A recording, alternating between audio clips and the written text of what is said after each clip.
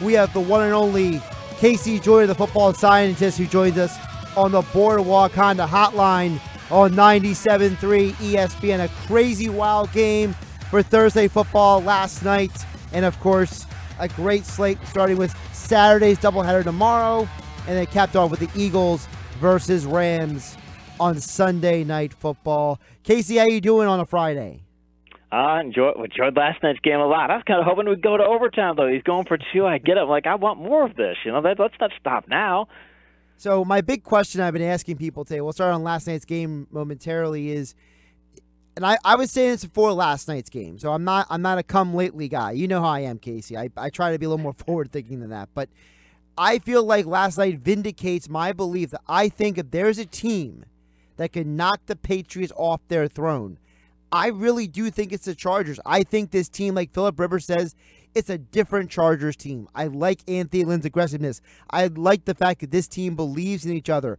Derwin James is a monster. I think that defense plus Philip Rivers, I think they have the tools to be able to knock off the Patriots in the postseason. What do you think? And imagine if they go into the postseason with a backfield of Melvin Gordon, Austin Eckler, and Justin Jackson if they're all healthy. Because he's shown a lot of burst in a small sample size, but he's been a really good back. And if you've got those three, and you've got what they have at wide receiver, and Rivers is healthy, Rivers looks younger too. I don't know if he just started working out and things. You see him off camera and things. He just looks like he's a lot healthier and things. I'm taking better care of himself, but. When you look at that, and again, the playmakers defense, James and Bosa and Ingram, and they've got maybe more defensive playmakers across the board than any team in the league. So I'm with you. I think the Chargers could be the most dangerous team in the playoffs. You look at the AFC playoff picture, and I mean, I don't know if anybody wants to win the AFC North. We'll get to that a little bit later between the Steelers and the Ravens, and mathematically the Browns still have a chance. Out west, you got the Chiefs and the Chargers. Out south, you have the Texans and the Colts, the Patriots in the east. It just feels like in the AFC that it is such a week-to-week proposition that I know everyone assumes the Patriots are the favorite. But, Casey, for me, I look around the AFC East and I say almost any of those teams could beat the Patriots if everything goes right.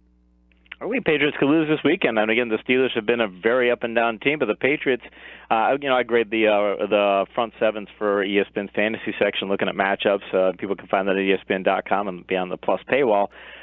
New England ranks in run defense over the past 5 weeks. They rank 31st in our run defense metrics. That doesn't mean that sometimes it can be because the way New England plays, it could be that they're sitting back in coverage more. I mean, a lot of that could be the type of play call they're using. But that's still a terrible place to be, and they're not in a lot better shape when it comes to pass rushing. I mean, they're in better shape in pass rushing. They're 8th in pass rushing, but they're still not elite in pass rushing. And I just look at that defense. I don't see an elite defense. They've got this is one of those teams that, again, as usual with the Patriots team, they're not going to beat themselves. And most years that's good enough to win in the playoffs. But this year, I think there are teams that can say, okay, you're not going to beat yourselves. We are going to come out and beat you. Because talent-wise, they're kind of a half step behind a couple of the teams in the AFC. All right, switch it back to our backyard here in our Philadelphia area. Of course, the big news this week, Carson Wentz, fractured vertebrae. Doug Peterson pretty much confirmed without confirming that he's pretty much going to be a done at this point. Nick Foles is starting this week. So how much different is the Eagles' offense with Nick Foles than it would have been with Carson Wentz going into this Rams matchup? I think it's a lot more limited. When you look at Foles' history, and everybody, I know the Super Bowl, I know how well he played in that game, but when you look at his history and you look at where he is, he's a situational quarterback. You've got to put him in the situations that are going to be favorable. It's a terribly unfavorable situation. The pass blocking in Philadelphia is the 28th out of 32 teams. They rank 28th in their pass blocking matchup this week. They've got maybe almost the worst pass blocking matchup. They're okay in pass rushing, but the Rams of the past 4 weeks have the best pass rush in the NFL. They rank number one on my pass rush metrics. The run defense of the Rams is not nearly as strong as their pass rush, but Philadelphia's run blocking has not been that good. Philadelphia ranks 23rd in run blocking, so I just think he's not going to get enough help the people in front of him. You've got an injured backfield. I don't think his receiving core is as impactful as it can be, so they can play call some things, but this is just the kind of matchup where play call is not going to make up the edge. One of the things that was interesting on Sunday night, because I went back and watched some of the game the other night, because thanks to the NFL Network for having random games on in the middle of the night when I can't sleep. But It's one of those things that I'm rewatching the Rams Bears games. I was noticing that one of the things the Bears kept doing again and again and again, Casey, is that they kept running away from Donald and Sue and Brockers and Fowler. They kept going away from them. The old adage was you run at the pass blitzer, right? Well, they kept moving the formations away from those guys at times. So do the Eagles have the personnel to move the running backs and move the quarterback away from the pass rush? They can attack on the edge, but the Bears also get good blocking on the edge. Their receivers are fairly good blockers. I don't think Eagles are quite as good at blockers on the edge. I think it is what they need to do, though. They need to, and mind you, I give Peterson credit. He's a very creative play call that he's going to figure if I've got to run, let's say he says in a very plus situation, we'll run 25 times in the game, he's going to be able to put together 3, 4, 5 of them that are, okay, this is a creative way to attack this defense. And I would think they'd want to use things like traps, too, if they can. I think if you can, you take a defensive lineman like that, and if you can't block them, then try and get them to block themselves. Traps do that. Outside plays keep them out of the line up there, and you can run jet sweeps, things of that nature. So I wouldn't be surprised if Philadelphia pull out the creative play calling sheet in this one when it comes to the ground game, because they're really going to need it. If they're trying to go head-to-head with that Rams front four and pass rush from front 7 and against the run, it's just not going to work. We know Zach Ertz is having an historic season, but a lot of that with Carson Wentz under center. How do you think the relationship is with Foles to Ertz, and how can the Eagles get Ertz involved in the game? We know that the Rams can be taken advantage of through the pass game. The thing is, their pass defense has been it's struggled a lot during the season, but a lot of that had to do with they lost Talib. When they lost Talib, it was something that really they don't have depth beyond him. When you get behind him, it's just not a good place for them to be. So now that he's back, it's been much better for them. Against the tight end, I mean, they're only a couple weeks removed from they faced Travis Kelce in Week 11, and they allowed 11 receptions for 130 yards and a touchdown to Kansas City's tight ends. They allowed, when they saw Kittle in Week 7, they allowed 5 receptions for 98 yards and a touchdown there. And even against New Orleans, they allowed 5 for 72 with a touchdown. And even with Detroit, I mean, they were down to Michael Roberts is out.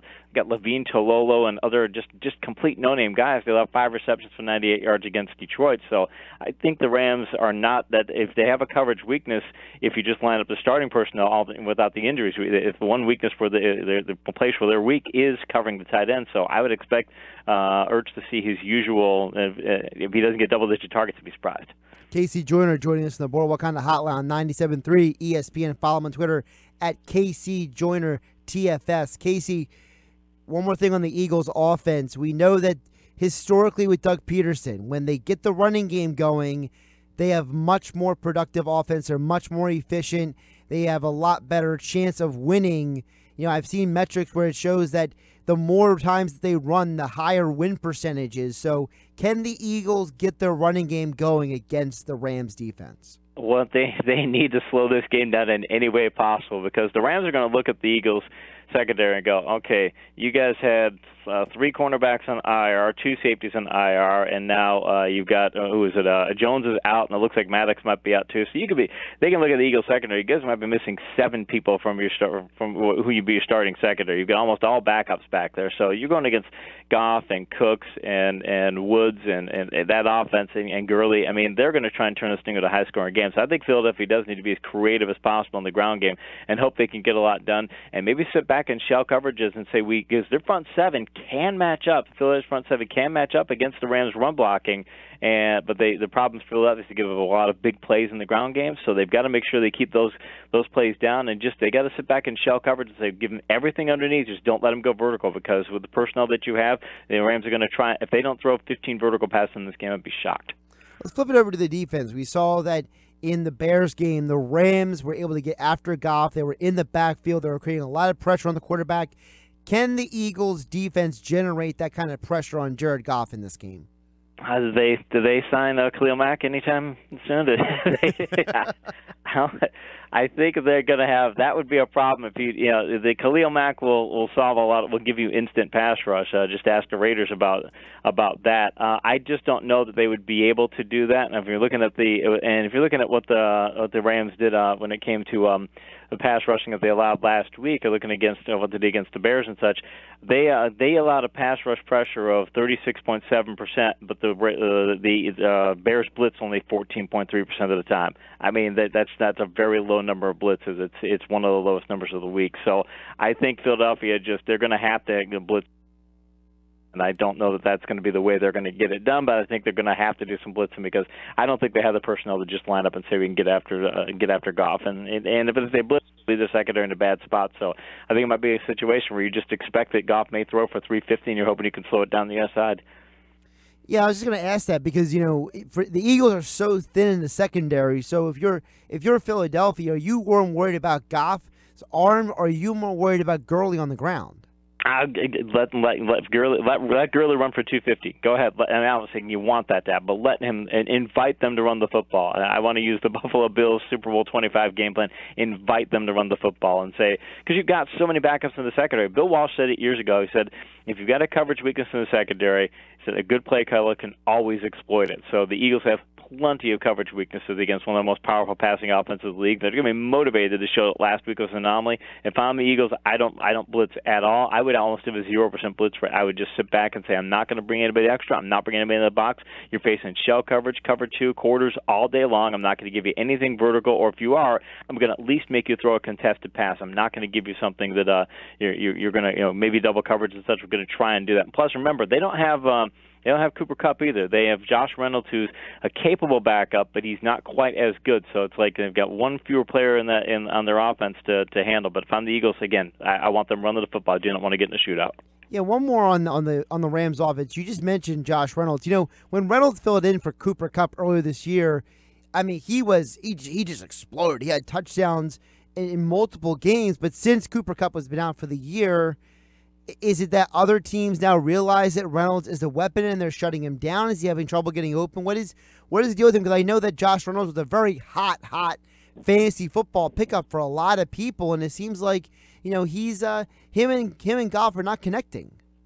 Yeah, I write up the Rams sections and the fantasy football sections for ESPN.com. Those blurbs, I write those, so I do a lot of research on the Rams players and get deep dive into them. But the past couple of games, Reynolds only has 5 catches for 55 yards. It was situational. It was some of those earlier plays where they had times where it was okay. We're going to go to our slot receiver, and Reynolds was the guy they were going to go to. It's just they called a specific situation. He's not winning matchups. And again, he's going to have a favorable matchup this week, so it's possible he could win it because he scored 2 touchdowns in the Green Bay game. He scored a touchdown in the Kansas City game. He had 3 touchdowns out of his 9 receptions in those 2 games and went in the end zone. So he has the capability to do that. But if I'm the Eagles, I would love to be able to tell the Rams, if you can beat us with Josh Reynolds, you can win this game. And if but that's the matchup I want them to go to. I want to make them go to that matchup and say we're going to limit as much as we can Cooks. We're going to limit as much as we can Woods and make you go in the other direction because they don't really have anything at tight end. And if you're trying to beat them with Reynolds, maybe it gives them a shot. All right, KC Joyner joining us on the Boardwalk on the hotline on 97.3 ESPN. KC will get your pick for the Rams, Eagles a little bit later in the segment, but we got to go through the slate of games. KC, we got NFL football on a Saturday, so that's a little bit of a change-up for all of us. The doubleheader, people can hear it right here on 97.3 ESPN. In the first game of the matchup, the Jets are hosting the Texans. KC, we know the Texans, they hold their playoff destiny in their hands, but they're traveling to play a Jets team. It's kind of a weird time. It's 4:30 in the afternoon on a Saturday, so does the timing throw anybody off here?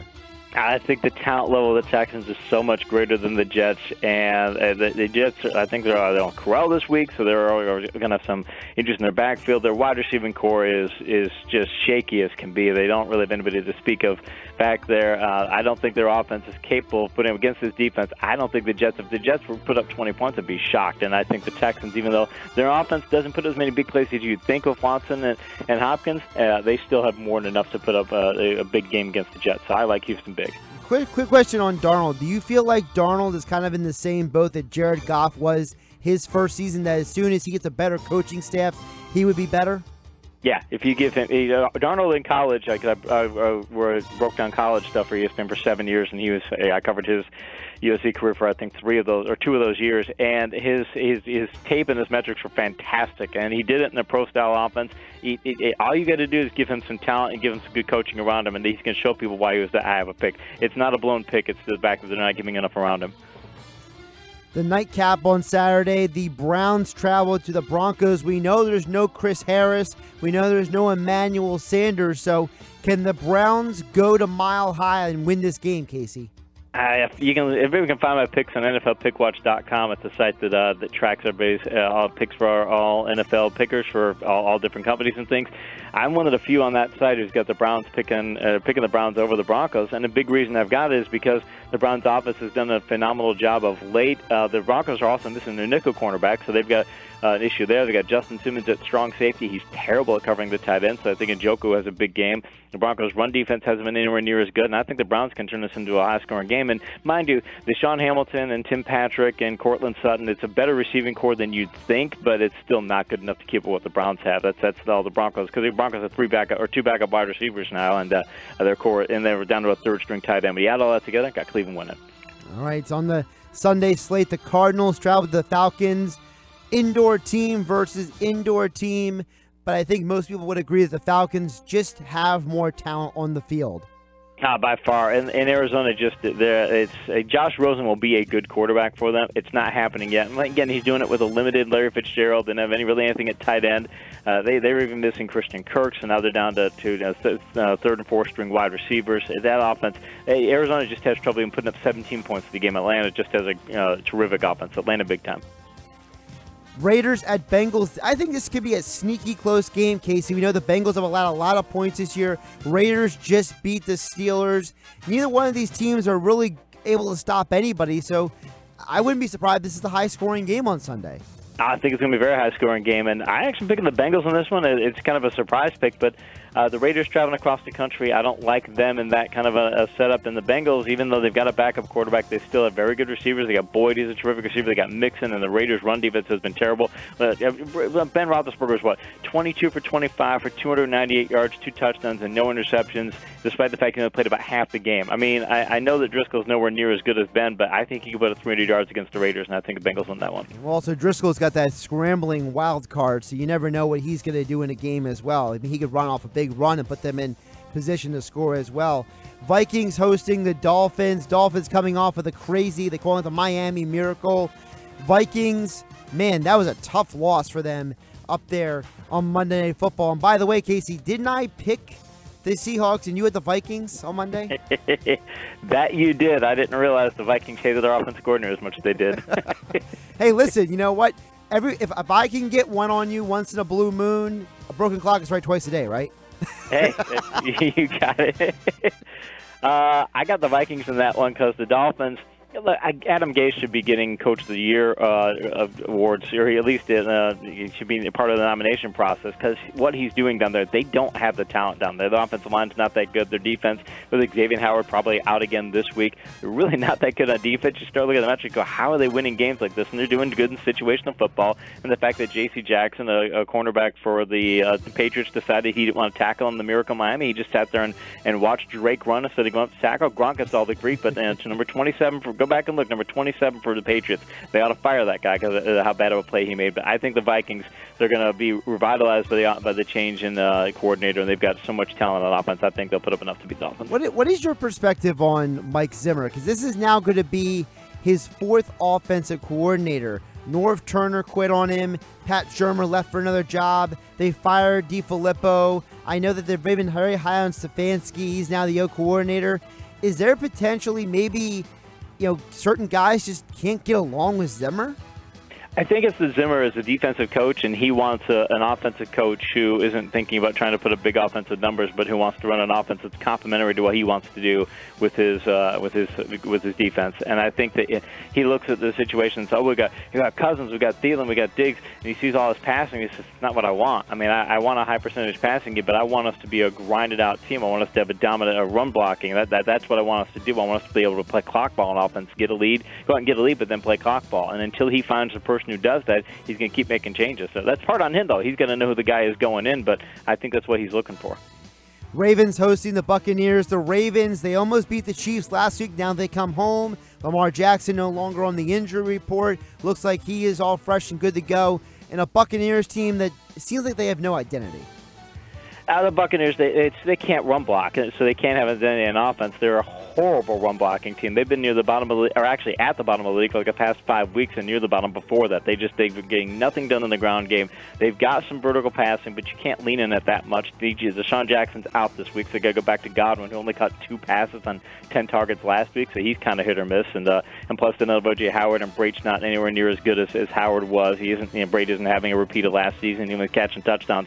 It's all dink and duck stuff. I like the Ravens defense to be able to establish something in this game, and I like their ground game to get something going too, so I like them pretty handling this one. One of the games of the weekend, the Cowboys travel to Indianapolis to play the Colts, and the Cowboys are going to be without Zach Martin. He has been ruled out with that knee injury. So, Casey, how does that affect the Cowboys' chances versus the Colts? Believe it or not, even before that was taken into account, when you look at matchups, Dallas' running game had the next to last matchup, or next to last worst matchup as far as run blocking versus run defense. They ranked 25th in my run blocking metrics. The Colts ranked second in my run defense metrics over the past 5 weeks. And so I think this could be a terrible mismatch for Dallas on the ground. And sure, they've got Cooper, okay, and maybe Luck doesn't have T.Y. Hilton, but Luck has shown that he can. Doesn't matter if you got Hilton in there. He's been able to, everybody that put out there, he's putting up 2 and 3 touchdowns a week, and their offensive line is pass blocking exceptionally well. So I like Indianapolis pretty by 4 points in this one. Lions got to get exposed to the elements. They played indoors in Arizona last week. Now they got to go to Buffalo, where it's going to be cold outside. And Matthew Stafford questionable with a back issue. So you mentioned matchups. Man, is this a matchup the Lions can win? The Bills' defense is actually not bad. The Bills' defense have been very solid, and you got Tre'Davious White, who's going to shut down. If you're putting Galladay out there against Tre'Davious White, I got a lot of fantasy managers asking me if they should start Galladay. I'm like, no, Tre'Davious White's a shutdown corner, and I don't think he's going to get anything done. And they just lost Michael Roberts. They're down to 4-string tight ends. I mean, their running game is in shambles because it looks like Kerryon Johnson's not going to play. There's a lot of reasons to like Buffalo in this one. Plus, Josh Allen has been doing – he's a running back at quarterback, but fine, he's putting up triple-digit yards in most games. So I like Buffalo pretty handily in that one. The Redskins travel to Jacksonville. So this is Josh Johnson versus Cody Kessler. Casey, what do we do with this game? What are the keys for this game with 2 backup quarterbacks who've barely gotten any playing time this year? When they don't pick the home team, I think that's part of it. It's part of the reason they went for Jacksonville, but also because Washington, they kind of look like, I know the Jaguars, at least they didn't look like they wanted to tackle Derrick Henry at all. I kept wondering if their defensive players had Derrick Henry on their fantasy team, the way they weren't trying to tackle the guy. But I don't mean that literally. It's jokingly, obviously. But I've seen more effort out of the Jaguars of late, and they've got a little more fire. Washington, because they were so close, and it looked like, we're going to win the division, and suddenly it's falling apart. I think that they're to the point, they're kind of just sleepwalking through the season. Jacksonville at least said we're going to finish the season on a strong note. So it's a close call, but I like it Jacksonville on this one. Speaking of Derrick Henry, Titans travel to New York to play the Giants. Titans trying to stay in the playoff hunt. Can they against the Odell Beckham-less New York Giants? I originally picked the Giants in this one. Not having OBJ might make me rethink that pick because the Giants, I usually tend to pick the home team in close games because when you look at the percentages, that's usually the best way to go. The Titans' offensive line is blocking a lot better, but the Giants' offensive line is playing very well of late. Barkley's not getting it done alone. He's got actually a lot of help. And they still have some. They've got Shepard's a pretty good receiver, and they've got Ingram back. He's kind of banged up and things. So I still probably am going to pick the Giants in this one, but it's really close because again the Titans are blocking a lot better, and that was a big problem for them earlier this year. Bears coming off a huge win on Sunday night over the Rams. Now they welcome another pretty good quarterback, an even better one, Aaron Rodgers, to Soldier Field on Sunday. I think Rodgers has been. They looked better last week when they fired McCarthy and their offense played a lot better. But they weren't playing the Bears last week, and big problem for the Packers is they've not been getting. They need to be, when you look at their blocking. The blocking says they need to be a run-first team and pass vertical off of that, and they are trying to be a pass-first team. I don't know if that's because that's what Rodgers wants to do. I don't know if that's what's causing all the problems and such. Their pass block is not good enough, and if they try and be a pass-first team against Chicago, even if they try and be a run-first team, Chicago wins the game. But if they try and be a pass-first game, Rodgers is going to get hit a whole lot. So Bears, big time. Seahawks, they're controlling the wild card spot. They travel to San Francisco to play the very, very, very injured 49ers team. I think a lot of people are looking at Pete Carroll as a possible Coach of the Year candidate, Casey. I'm picking an upset in this one as well, though, because, over the last 2 weeks, Nick Mullins leads the NFL in passing yards. He leads I had to look up the stats. I'm like, really? He leads the NFL in passing yards. Kittle's a fantastic tight end, and Seattle is not the same team on the road as they are at home. If this was in Seattle, I wouldn't even think twice. I'd pick Seattle big time, but I've got San Francisco in an upset in this one because their run blocking has been good. Jeff Wilson's filled in well for Breida. It looks like Breida might be a go-to. And the receiving core, Dante Pettis, has been very hot of late. He's questionable. If Pettis was out, if Pettis and Breida were both out, I'd probably switch to pick the Seattle, but as long as they're playing, I think San Francisco is going to turn this game into a high-scoring contest that Seattle doesn't keep up with. You mentioned this game earlier, Patriots at Steelers. Steelers got a good defense lately. Is it good enough, though, to get pressure on Brady and stop the Patriots? The Patriots will look at that run defense matchup because they've got one of the worst matchups of the week with their run blocking versus the Steelers' run defense, and they'll throw in the towel and say, we're not going to run the ball at all. This is going to be one of those games where Brady throws the ball 40 or 50 times, which Pittsburgh will just turn around and say, because Pittsburgh's run blocking has been atrocious, they won't run either. These guys might combine for 100 passes in this game if all goes well. In that kind of a contest, when I look at New England's skill players and I say, okay, you look at Gordon, you look at what they've got at receiver, and Gronk's not quite what he has been in the past. You look at that and you compare it with the Steelers. Even if the Steelers don't have Connor, if I'm looking at Juju and I'm looking at Brown, I like their ability to make big plays more than I do what the Patriots have. So I'm picking the Steelers. On Monday Night Football, the Saints travel to Charlotte to play the Panthers. Casey, I was a little surprised by this when I saw this stat this week. Over the last 5 weeks, the Saints are one of the best in the NFL in points allowed as a defense. Can they keep that up versus the Panthers team that is reeling right now at home? This is not the Saints team from earlier this year. They came into this year wanting to be a run-first, power-run team with a power defense. They had some blown coverages in their secondary. They didn't have Ingram, and they didn't want to lean on Kamara too much. They said, okay, we're going to go ahead and we're going to be throwing a lot. People thought that's what they're going to be. They don't want to be a pass-first team. They want to be a run-first team. Of the past 2 weeks, Drew Brees has thrown 15 vertical passes. It's the 5th lowest total in the league. I mean, they're not going vertical at all. It's killing fantasy managers. They hate having the Saints players right now after what they did earlier this year. But I think they're going to be able to run the ball against the Panthers. And when they do want to throw, the Panthers have a terrible secondary. So New Orleans in a big-time way in this one. And, of course, Sunday Night Football, Eagles in Los Angeles. That's 2 straight years now. The Eagles are playing the Rams in L.A., but this is a different Eagles team this year, Casey. Is there any magic for Nick Foles, or do you have the Rams winning?